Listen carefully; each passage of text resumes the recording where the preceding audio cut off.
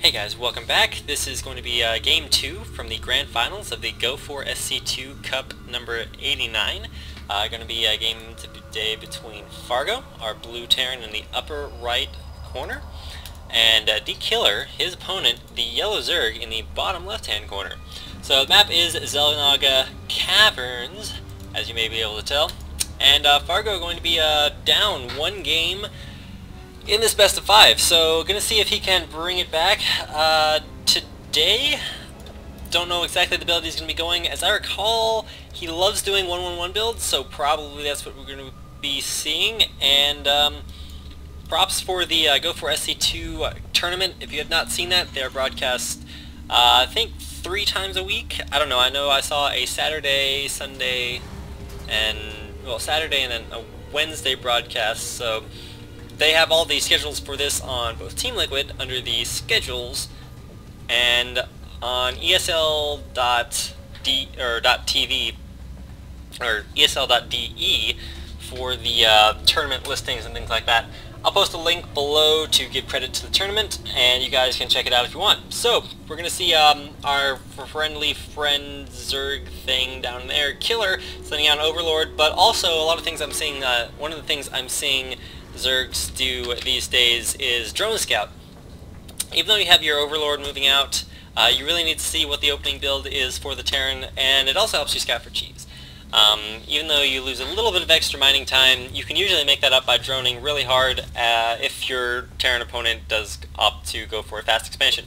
If he does not, then you may have lost the extra minerals for nothing, but usually if you have enough micro, you can make up for that. So fast expansion coming down here for our friend dKiLLeR, which is usually what you're going to see Zergs do, especially on maps like Zelnaga Caverns, where there are exceptionally long cross positions. Unless you spawn right here. dKiLLeR. So walling in, something Fargo pretty much always does. You know, kind of reminds me of way back in the day when I'm like, oh, Starcraft 2, lol, what? And I'm like, hey, Terran can wall in now, so this is the way it works. I was like, oh, isn't this interesting? Because if you remember back in Brood War, if you were one of those little nubs on Icy Cup, you're like, okay, herp-a-derp, and you throw down a supply depot, but uh-oh, it's only like Zealot tight if it's on top and not if it's on the bottom. Or one of them, I remember seeing this picture posted on Team Liquid analyzing exactly where your Marines could and couldn't run through on the supply depot barracks placement, but not really something that's relevant at all here. Let's go ahead and check out the production tab and see what we can do for opening builds. It was an early expansion there for, not early, but a hatch first build for dKiLLeR, and he is just droning ridiculously hard. No drones out at all, little SCV, going to be moving around the map, scouting.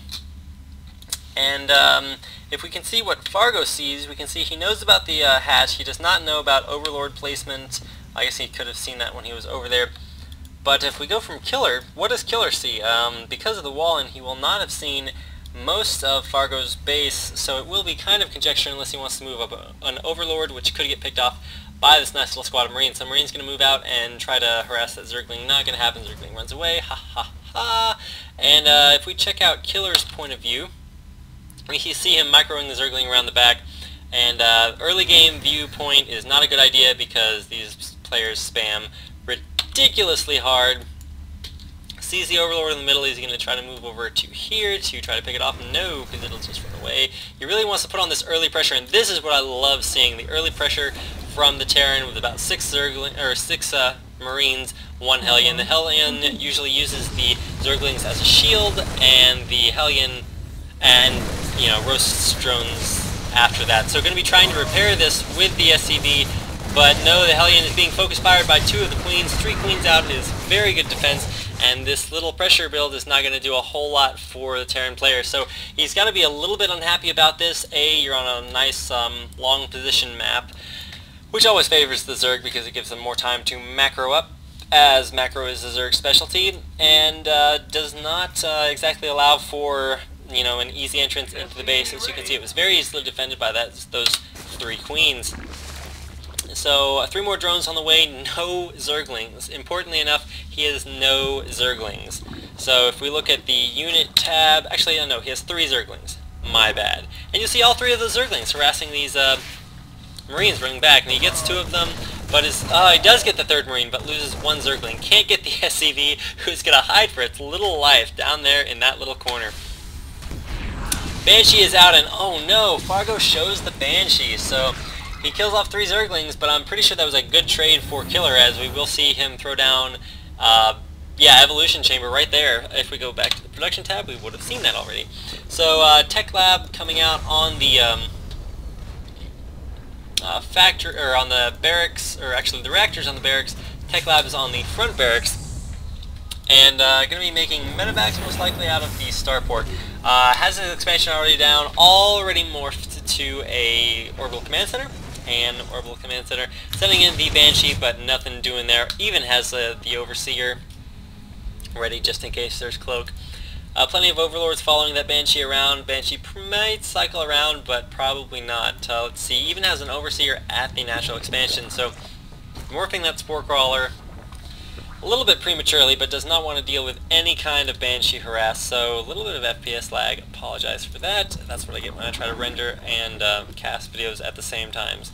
Curse you, fraps. Anyways, just kidding. I love it. Banshee coming in here from the far side, getting scouted out by the Overlord. Queen's running out there for some reason. Now they're coming back. 1 drone kill, 2 drone kills, and I guess that pays for itself. Maybe not, because it's such a heavy tech path, but even still, he does have the starport out, is going to be able to produce medevacs out of there, although it does not look like that's his plan quite yet. So the Changeling runs in there, and it's going to be hanging out here for a while. No, just kidding. Gosh, look at that guy pop. That was pretty pro right there.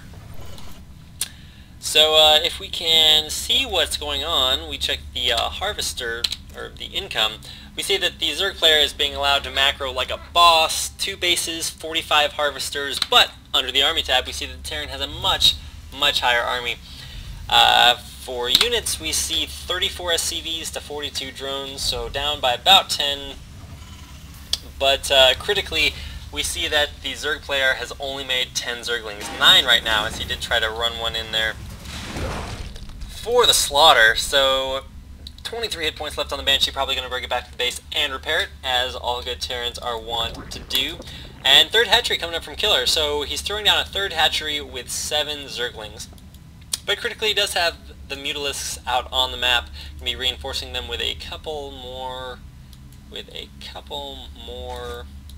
guess he's just pushing those Overlords out of the base. Does drop off a Changeling critically enough, so anytime you see a Marine running away from a conflict, you know you have to go kill it.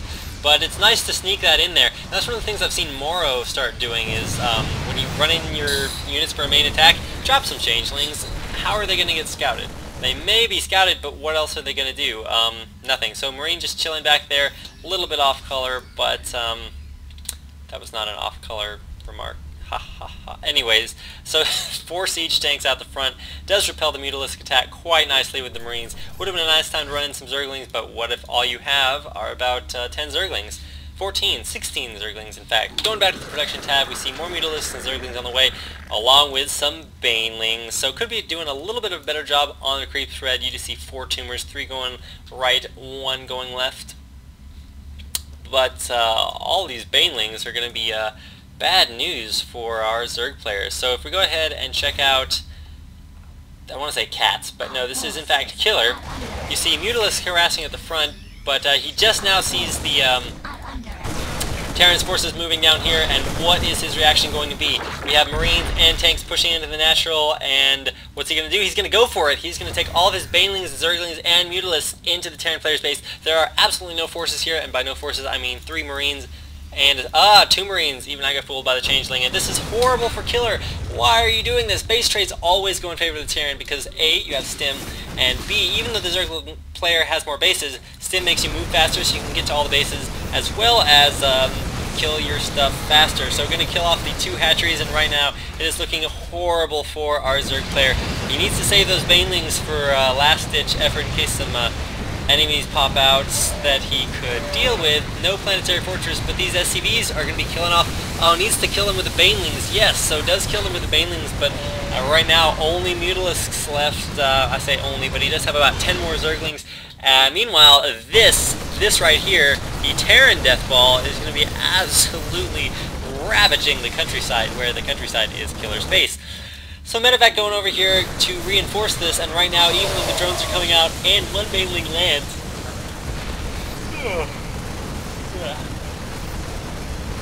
wow, that was a bad one.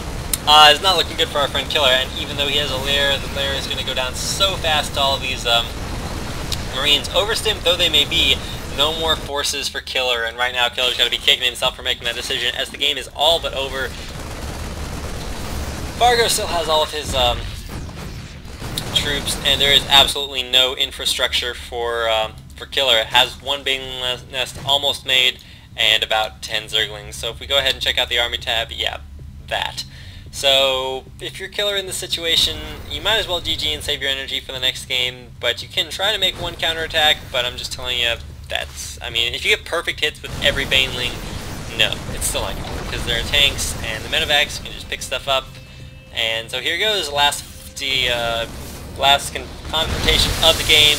Banelings waste themselves on the tank, and that is pretty much GG, because even though he has the space over here, nothing to defend it. No spine crawlers, I was about to say spore crawlers, or sunken colonies, neither of which are correct.